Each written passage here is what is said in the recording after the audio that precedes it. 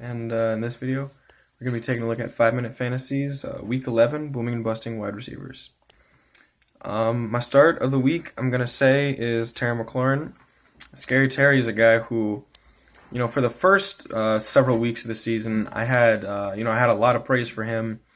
I think he started out with his first 4 games had 4 touchdowns. He was averaging 20 fantasy points a game, and a really nice start to a season. I believe a really nice start to a career. But with the in and out Case Keenum of the lineup, and now finally it's Dwayne Haskins, he hasn't really had any consistency.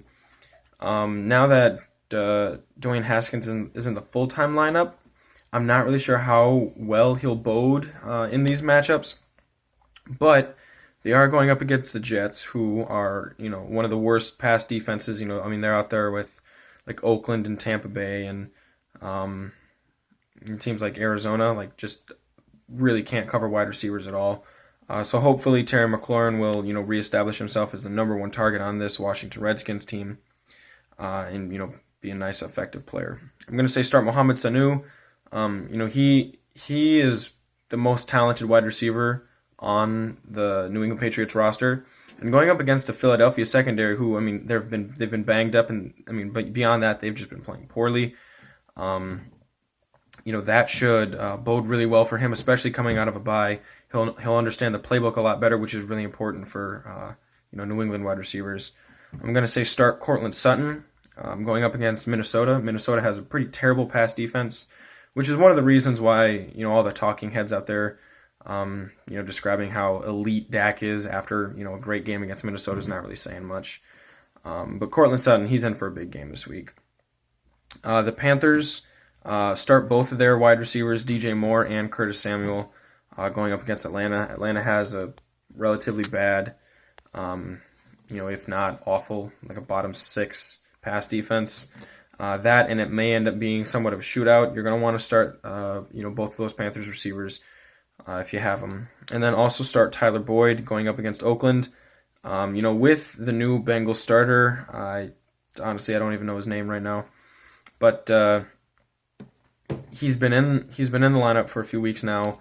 AJ Green isn't back yet, so Tyler Boyd still has that #1, the X receiver, the guy who's going to get those #1 shots, those jump balls, things like that. Especially going up against Oakland, who's got a pretty bad pass defense.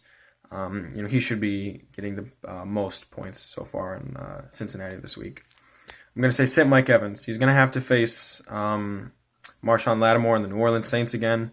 The first time he did it, he just got absolutely shut down. I believe, except for I think he got a lucky deep pass at the end of the game that ended up being 30 yards. So he finished the game with 50 yards or 60 yards or something like that, and more than half of it came on one pass. I don't expect that to happen again. I expect Mike Evans to just kind of be shut out of this game. Same thing with Cooper Kupp. I wouldn't start Cooper Kupp. The gloss and shine is sort of starting to come off Sean McVay at this point. Teams are really starting to figure out what they're doing on offense. And now that they're doing that, they've taken away Cooper Kupp, who is Jared Goff's by far favorite target, and they're hoping that Jared Goff doesn't beat them going to the other options, which so far has worked, I believe, in the last 2 weeks. I'm going to say sit Stephon Diggs. He's going to have to face Chris Harris Jr., especially with Adam Thielen out. I believe he's not coming back to the lineup, but that'll be something to monitor.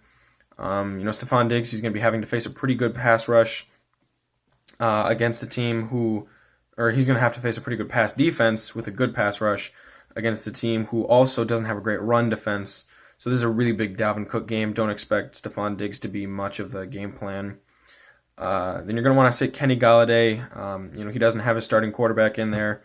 And, I don't really care who you put in there. There's not 10 quarterbacks in the league who are better than Matthew Stafford, especially who have the ability with Kenny Galladay that Matthew Stafford has.